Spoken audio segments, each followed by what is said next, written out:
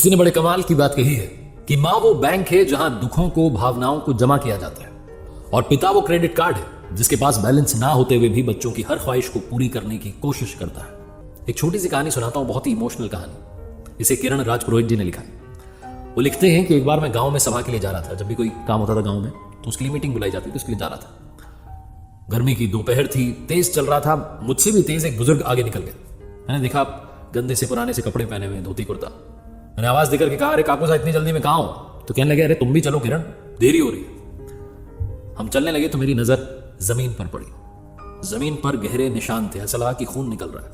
मैंने उनसे कहा, काकू साहब आपके पैरों से खून निकल रहा है। तो मुझे डांट करके कहने लगे कि तेरे पिता से 2-3 दिवाली बड़ा हूं, काका नहीं हूं तेरा। तो मैंने कहा, दादा आपके पैरों से खून निकल रहा है, शायद कांटा चुभ गया है। तो उन्होंने फिर से मुझे डांट दिया, कहने लगे कि अरे जो आजकल के बच्चे छोटे मोटे कंकड़ों से, कांटों से डर जाते हैं, हमारे जैसे नहीं डरते। और तेरे ये कपड़े के जूते मेरे देख, देसी चमड़े की पग रखियां हैं, जूते हैं। कहने लगे, मुझे समझ में नहीं आ रहा था कि क्या हो रहा है, कहां से खून बह रहा है।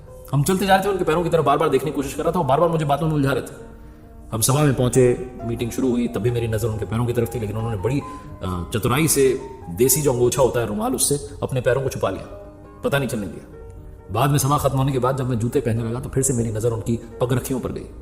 फटी हुई थी, एक में तो इतना बड़ा छेद हो रखा था कि होना ना होना उस पगरखी का एक जैसा था उस जूते का। उन्होंने फटाफट से वो फुर्ती से वो पगरखियां पहनी, जूते पहने और चल दी। फिर से हम वापस आ रहे थे, फिर से मैं उनसे पूछने की कोशिश कर रहा था कि अरे खून बहता जा रहा है। वो फिर से मुझे कह रहे थे, अरे घबरा क्या रहा है, कुछ नहीं होने वाला।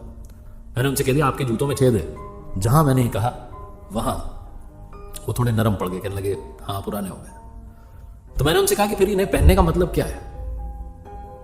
तो कहने लगे कि इन्हें पहनना बहुत जरूरी है, ये मैं अपने बेटों की इज्जत के लिए पहनता हूं।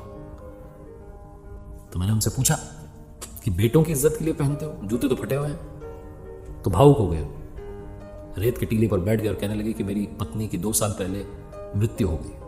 2 बेटे, एक परदेश में रहता है, एक शहर में रहता है, मेरे पास नहीं रहते। और जब से मेरी पत्नी गई है तब से बहुओं को लगता है कि नौकरी के जाने के बाद में थोड़ा पगला गए हैं। बच्चों को लगता है कि तो रोजाना कुछ ना कुछ जिद करते रहते हैं। 3 साल पहले परदेश में रहने वाले बेटे ने पगरखियां दिलाई थी, तब से पहन रहा हूं।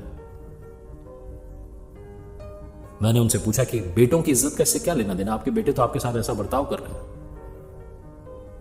तो वो जो दाता साथ हैं उन्होंने कहा कि बेटा, जो मेरे बच्चे हैं वो तो अभी और जिएंगे, मैं तो 1-2 साल का और मेहमान हूं, मैं तो चला जाऊंगा। लेकिन अगर मैं कहीं जाकर के अपना दुख रोऊंगा, किसी को बताऊंगा और नंगे पैर चलूंगा, तो लोग तो कहेंगे कि इनके बेटे बहू सही नहीं है। उन बेटों की इज्जत बचाए रखने के लिए फटी सही लेकिन पगरखियां पहन लेता हूं। ऐसा बोल करके वो चलते चले गए। मैंने कहा, मैं आपको दिला दूं? तो कहने लगे, नहीं, तुम तो अपनी मां के लिए नई जूतियां लेकर के जाना, उतना काफी है। कहानी बहुत छोटी है लेकिन इसका सार बहुत बड़ा है। जिन माँ बाप ने हमारे लिए जीवन के सारे दुख सहे, क्या हम उनके लिए थोड़े से दुख नहीं सह सकते? और क्या हम उन्हें अपने सुख में हिस्सेदार नहीं बना सकते? सोचिएगा जरूर।